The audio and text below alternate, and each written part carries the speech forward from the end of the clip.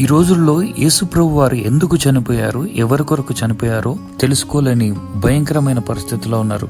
ఎఫెసీయులకు రాసిన పత్రిక 5వ అధ్యాయము 25 నుంచి 27 వచనం వరకు ఈ విధంగా ఉంది. అటువల్ల క్రీస్తు కూడా సంఘమును ప్రేమించి అది కలంకమైనను ముడతయ్యనను అటుది మరి ఏదైనను లేక పరిశుద్ధమైనది గాను నిర్దోషమైనది గాను మహిమగల సంఘముగాను ఆయనను తన ఎదుట దానిని నిలబెట్టుకొనవలనని వాక్యముతో ఉదక స్నానము చేత దానిని పవిత్రపరిచి పరిశుద్ధపరచుటకై దాని కొరకు తన్ను తాను అప్పగించుకొనెను. ఇక్కడ క్లియర్ గా యేసుప్రభు వారు తన్ను తాను అర్పించుకున్నది లేకపోతే అప్పగించుకున్నది కలువరి శిలువలో బలియాగమైనది దేని కొరకు అంటే కేవలము సంఘము కొరకు.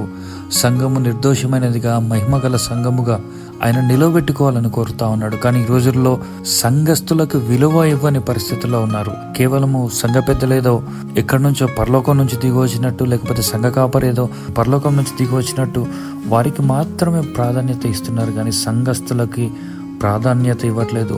క్రీస్తు సంఘమును ప్రేమించి సంఘం అంతటిని ప్రేమించారు. కాపరి కూడా ఒక మనుషుడే, సంఘ పెద్దలు కూడా మనుషులే. సంఘంలో ఉన్న ప్రతి ఒక్కరి కొరకు యేసుప్రభు వారు అప్పగించుకోవటం జరిగింది.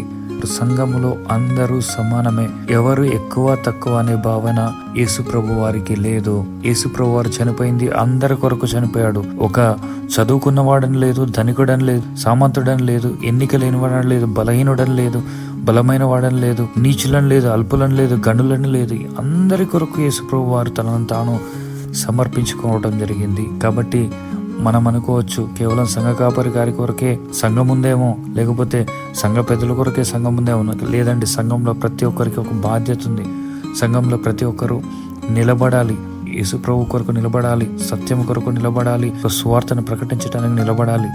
మనం దేని కొరకు సంఘంలో నిలబడతా ఉన్నాం? నిర్దోషమైనదిగాను మహిమగల సంఘముగాను ఆయన తన ఎదుట సంఘమును నిలబెట్టుకోవాలని కోరుతా ఉన్నాడు. సంఘం నిర్దోషంగా ఉండాలంటే ప్రతి ఒక్కటి చక్కగా జరగాలి, న్యాయంగా జరగాలి, ఎక్కడ కూడా పాపం లేకుండా ఉండాలి. సంఘము అంత పవిత్రతగా ఉండాలని యేసుప్రభు వారు కోరుతా ఉన్నాడు. ఈ రోజుల్లో సంఘంలో పవిత్రత కనపడట్లేదు, పరిశుద్ధత కనపడట్లేదు.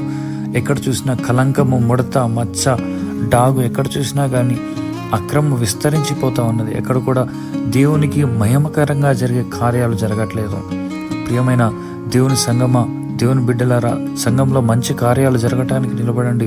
దేవునికి మహిమకరంగా ఉండేటట్లు, దేవునికి ఇష్టపూర్వకంగా దేవుని యొక్క చిత్తమును జరిగించే విధంగా సంఘం ఉండినట్లు దేవుడు సహాయం చేయనుగాక.